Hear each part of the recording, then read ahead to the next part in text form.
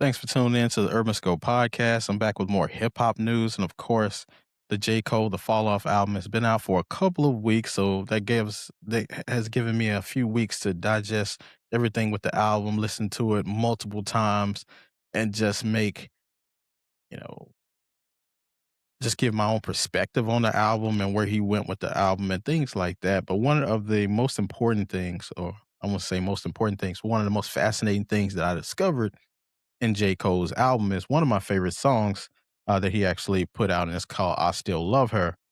Now, this album had a lot of people who have criticized the album, some people who have praised it. I've always been those type of people that praise an album, especially when it's such a huge amount of time since their last album and it's a huge hiatus and it's so much anticipation. I'm just happy the artist actually put the project out because nowadays it takes a lot for them to put the project out with so many different obligations away from music that these artists have now. And most of the time they're pushing their own products and they're, doing so much press and things like that. It's very taxing on them because they just spent years putting out this project. And then now you have to go work the project and you have to go, promote it and things like that. So I'm just always a fan when they finally release the project. So I try not to be too critical of these albums. And the same thing with Cole. He's always given us great projects. So he's afforded some kind of leeway sometimes. Not to say this album is not elite. It's not definitely not my favorite Cole project, but one of my favorite songs ever from him is actually on this project, and it's "I Still Love Her" song, which is an ode or a remake of the Commons' "I Used to Love Her" project, which in hip hop, I love the metaphoric albums, songs and references to things. Then you're thinking it's a woman the whole time, but he's actually talking about hip hop. And it's no difference here. You can tell J. Cole is a huge Common fan, and as most hip hop purists should be fans of Common because what he's done, his catalog, and what he's meant to hip hop, and um, just how clean of an artist he is and how he's so socially conscious and the things that J. Cole is as well. They're both socially conscious and they get to, um, just give a different perspective of the way they see things, not just rapping to rap, but just giving out, substance. I guess after that Lil Wayne discussion, everybody's talking about substance now. And Cole is always one of those rappers alongside like Kendrick Lamar and Common and Mos Def, Lupe Fiasco, people like that. They have a lot of substance in their music. And Cole's definitely one of those. But on this I Still Love Her track, he addresses hip hop's biggest problems, similar to what Common did because Common talked about how she got with the man and he altered her native, talking about the alternative hip hop. And he talked about how she went off to the West Coast about the same time I went to school. Um, and he talked about how hip hop mostly landed in LA with the NWA and it kind of set them off and that sparked the beef between Ice Cube and Common. But J. Cole does a similar thing on I Still Love Her. He mentions how hip hop is in Atlanta now. And when he went to school in New York, similar to when Common went to school in Louisiana, hip hop shifted over to the West Coast. Now, when he mentions this, Common mentions Atlanta specifically. And he says, um, they saw Shawty change since she left the city, she got whacked.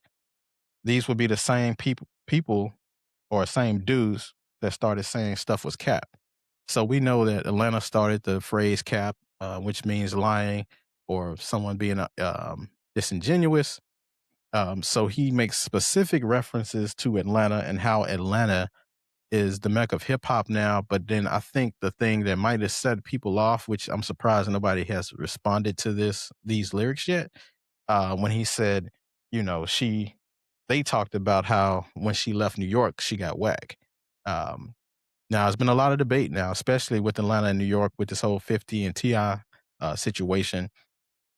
But I'm surprised no one has responded to um, J. Cole. Not he didn't specifically say he said this.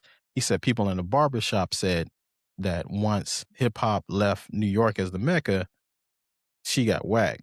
I'm not sure the time frame. I wish I would have had more context as far as the time frames because is he talking about the snap rap hip hop that was in Atlanta back in the day or the crunk music? because now it's more fundamentally hip hop than it used to be. When it first started off, with the big T-shirts and the big jeans and the big clothes, everybody was doing the snap music and the crunk music. But I never considered that stuff whack. It was just a trend or a part of hip hop, which hip hop is about, the fashion and the dancing and things like that, and it's all about incorporating into lifestyles. But he didn't really give much context on when. I'm assuming he's talking about the snap rap era because that was back when he was in college. Because I'm about the same around the same age as J. Cole. So back in '06, I was in college. So I'm assuming he's talking about the snap rap or the crunk music, but I never considered that whack. Now looking back on it, it didn't age properly or age gracefully because when we look at it now, it's like while we were wearing those big T-shirts and wearing the white glasses like Favo or like Soldier Boy, or wearing the big pants, the Jabot jeans, and things like that. It looks corny now, but back then in the era, it was stylish, it was fashion, it was hip hop. So I don't know. Maybe it was a New York thing that saw it differently because maybe they didn't have the same style as us. But never been in New York, but or no can speak for them, so to speak. But J. Cole being from North Carolina and going up to New York for college, I bet it was a different atmosphere because North Carolina is more of the South than it is the East Coast. Same with South Carolina, things like that.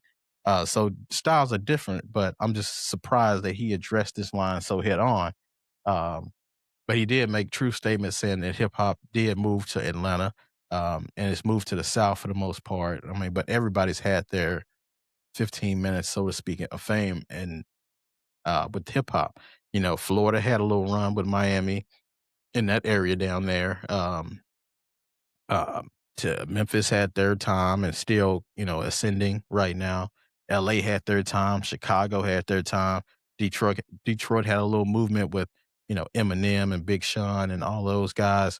So different, even St. Louis had a nice little run in the early 2000s. So everybody's had a turn at this thing, but it always seems when it moves to a new region, there's criticism to that new region. Um, because hip hop has considered New York the Mecca, so it's always going to be frowned upon or looked at different eyes when it goes to another region because every region has different cultures, have different sounds. Because if you go out to the Bay, they got the hyphy music, they have uh, the different style of rapping. The way a E40 raps, most people can't stomach that, or it's regional. Or if you go to Memphis, we got the pimp rap and, uh, it's very derogatory to some and things like that. So you have these different cultures. So every culture is not going to accept the culture that is the predominantly dominant um, subgenre at the time. And hip hop has a lot of subgenres. Every genre has a subgenre, but hip hop has the most, and they pop up so often, especially with the drill music and what it's done to the culture. There's been a lot of criticism on that as well.